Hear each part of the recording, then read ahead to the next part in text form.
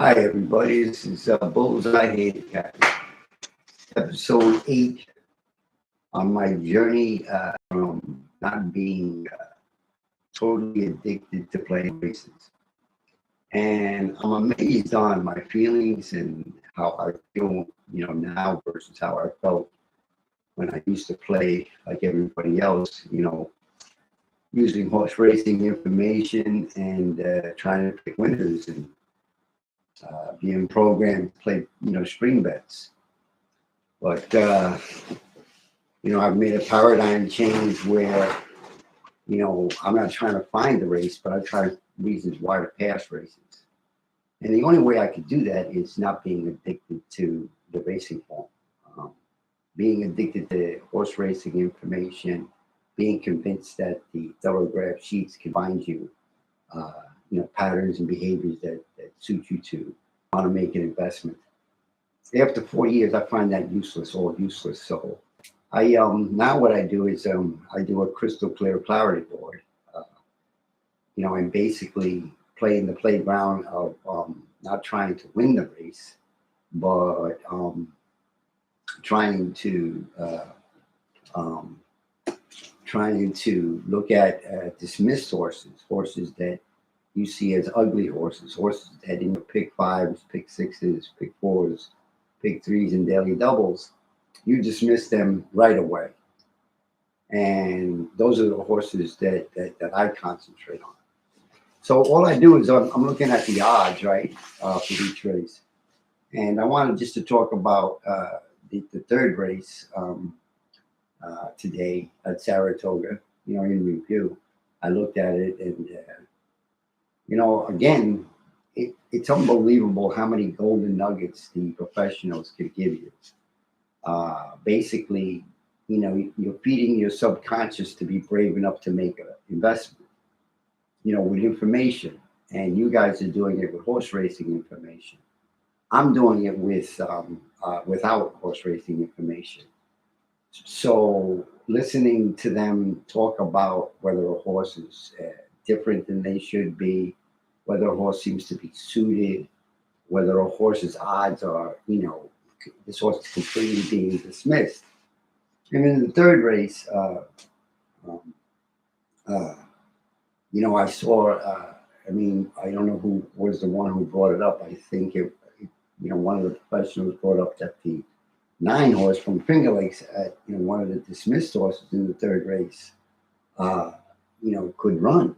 And it's horses like that I want to get involved in the super, and horses like that I want to get, I like to make investments on. And, and then just get lucky and get paid, no ego, without using the racing form information. But the 9 horse became the horse of interest, and he just didn't get lucky. I mean, he broke, and then he brought him all the way to the back to last, and stayed on the rail, and then closed for fifth. So obviously, you didn't get lucky, and you didn't get paid, but you feel good about the fact that the horse ran. You feel good that the horse gave you an effort at 39 to 1, 43 to 1, whatever it was. So that was an enjoyable experience, looking at Saratoga. And then I think the 5.5 furlongs on the turf. That's a really good race for chaos. It's a really good race because the horses are young horses, so there's a high uncertainty. So those horses but unfortunately they're also very formful. But once in a while you can get lucky, and that was an example in that race where the 4 with Franco just went wire to wire at 22 to 1. And of course, underneath is the public choice, and then the next public choice, and then the next public choice. But the dismissed horse won. The longest shot on the board won. And for some reason, looking at horse racing data, you don't find him. But that's what I love about what I'm doing now is that I'm focusing on them. So he was the longest shot on the board. I'm all about this horse. Somebody's writing a little comment here from Cliffy Shade. That's what I don't read the racing form. It means nothing. I only use systems to play. Let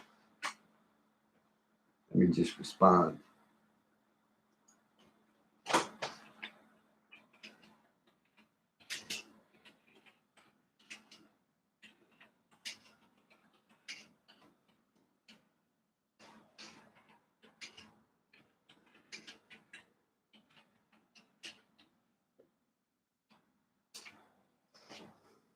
So anyway, like I was saying, you gotta understand that. How are you approaching the game? I'm approaching the game where I'm not trying to win. With using racing form data, I'm trying to get on the ticket with horses that that want to get on the ticket at a price to make the ticket. And you're not there. You're not. You're everybody's 90% of the people are looking at contenders. I'm looking at LR 234s, and I'm looking at the horses that you dismiss. And I'm not looking at horse racing data. I'm looking at just a crystal clear clarity board, an odds board, and putting the horses that you're dismissing. And obviously, the four was the longest shot on the board, and that's where my attention goes. My attention goes, uh, with dismissed horses, the ugly duckling, the girl that has glasses on and an ugly dress, and me, I got a raggedy ass tuxedo. We're dismissed. We're not looked at all. That's the playground I play on. Because when you get home, when the race goes off, that girl could take off her glasses, and I could take off and put on her bathrobe, and she's beautiful because she just took second, or she just took first at 22-1, played a really good exacta, really good try, and a really good super for not a lot of money, which is the best thing about it.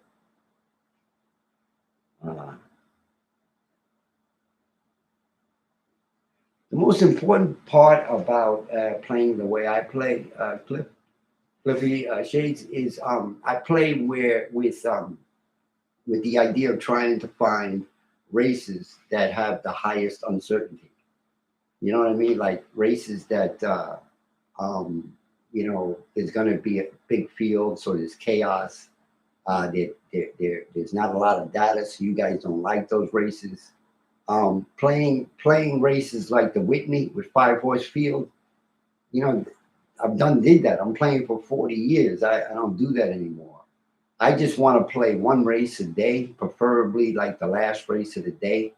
I normally always focus on that. Like yesterday, I was into the last race of the day, but didn't do well because my horses didn't run, which was fun, which was fine. But because you're only going to hit 3 out of 10 of those, but when you hit them, you're going to hit them good because you're looking at you're going after value, you're going after horses that everybody else is dismissing.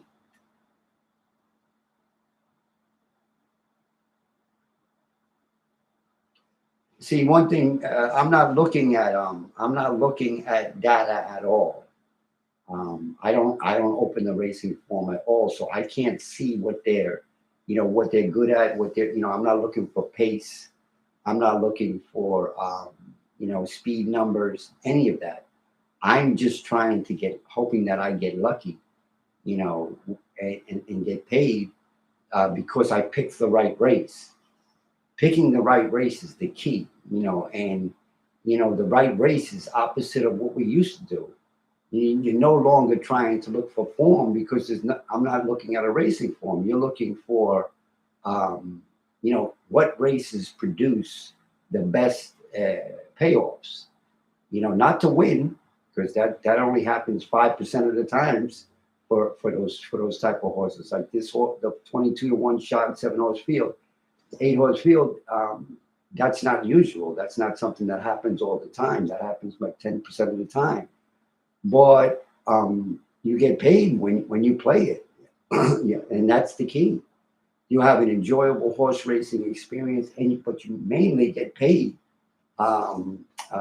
because of the fact that, and even more important than that, it's without ego. It no longer do you think No longer do you think, you're King Kong and you could figure out, I want more, another race, another race. Now it's, you go into the bleachers. For example, I haven't opened up one racing form. I haven't opened up any data because I don't even start doing the next phase until, when I go back, I'll start doing, the next thing I'll do is I'll start doing crystal clear clarity boards for the 10th, the 9th, and the 8th and work my way back and see if there's a race there that I can possibly entertain, considering to play. But I don't want to play. I don't want to play because I played already for 40 years and wasn't successful with it. And I was using the racing form. I was using time form. I used the Ragusset sheets, value capping, uh, time form trainers to everything. But all I did was wash money. I became like Mr. Clean. Put $100,000 through the windows and you lose 15. That's not the vacation I want to be. That's not why I came in for good horse racing experience, enjoyable horse racing experiences. Um, but what I'm impressed with most is that how I'm able to be detached. And there's a sign over here, right there, art of detachment. I'm a kung fu guy, so I got to have a black belt in the art of detachment. And the art of detachment was only achieved. The only reason I was able to lose my addiction to horse racing at a compulsive, disordered way, retarded way, really, was to eliminate the racing form. And then I was able to surrender my ego. And then I start 6 to 10 years ago. I started doing this new way with the crystal clear clarity board, and now, because I don't look at any horse racing data, it's become unbelievable. I'm finally out of the ocean. I'm finally not swimming with no arms. I'm on land because I'm not addicted to having to play. I haven't played in 3 weeks, except for yesterday, and now this will be my second investment in 3 weeks. So, again, and the other thing is I'm not playing all these other races, the first, the second, the third, the fourth, the fifth, the sixth, the seventh. I'm only going to play either the 10th, 9th, and 8th today. Because again, you have 50 races you can play over the next 4 days. What do we got? It's Thursday, Friday, Saturday, Sunday. Yeah. 50 to 60, at least 50 races. I'll be fine with just playing 3 because I got to pick the right race. You got to pick the race that you like, and then listen to the comments. I listen to the comments from the professionals. What are they saying? I want to hear them say stuff like, man, this race is impossible. That's what I want to hear. I want to hear like anybody in this anybody in this race can win the race. That's what I want to hear. And then I want to hear something like, I can't believe this 13 is 29-1. That horse is in great, something that wows me. And then once I'm wowed, then I think about making an investment. But I'm only looking at the dismissed horses, and I'll show you that in the crystal clear clarity board. All right, I'll be back. I'm now gonna take it easy and put those crystal clear clarity boards, and I'll come back.